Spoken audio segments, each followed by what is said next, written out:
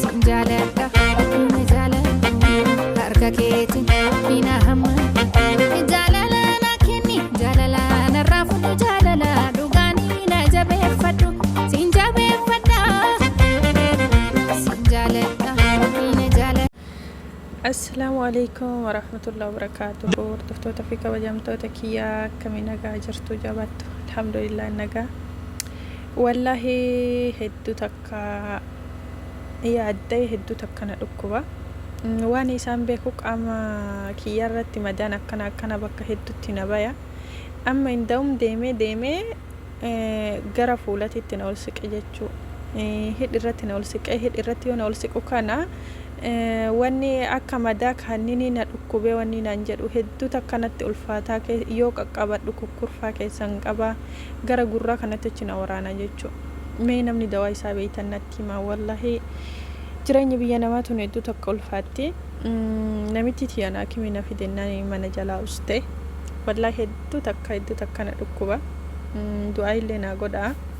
Alhamdulillah gooftaa ni'maa guddaa wanti inni gaaromse fokkisa bareeda wanti inni ajeesse bareeda babbada beeke hin bareedu khayriitittiin ooda inni faarfamaadha waan hojjete hunda caadila hojiinsa hundatti bareeda nu hojjechiis hojii nu ta'u faayidaa nu godhi jamaa deemtu karaa guddaa kan bidaa jibbee sunnaatti gammada nu godhi milkaa kan imaana furda alhamdulillahi hamdan summa hamda gammidna yaa rabbi fi buhuuril hudaa daa'iman sarmadaan nahara wa laylaa jannatal firdawsi nu galchi yaa Allah.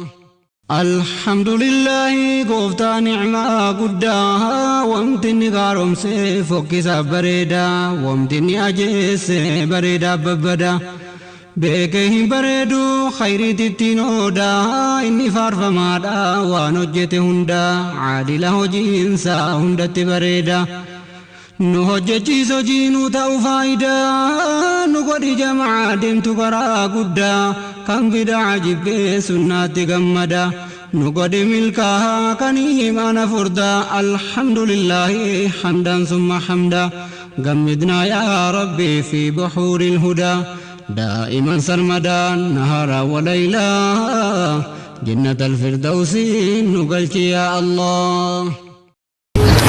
لخيرنا والله لخيرنا نبي إبراهيم عليه السلام بدمياتشو ما مشالا يغنيتو لجاتشون إسماعيل الحمد لله الذي على الكبر إسماعيل بلو يا مسجنوبت لجاتشون الله سبحانه وتعالى كحجر غير اللم ياله برها لي تتاچو ሂዳላቸው እኛ ስንመለከተው መጥፎ ነገር ነው ይመስለን አላህ ሐጀራን ሰፍዋና መርዋን 7 ጊዜ አመላለሳት መጥፎ ነገር ነው ይመስለን ነገር ግን በዛች ክስተት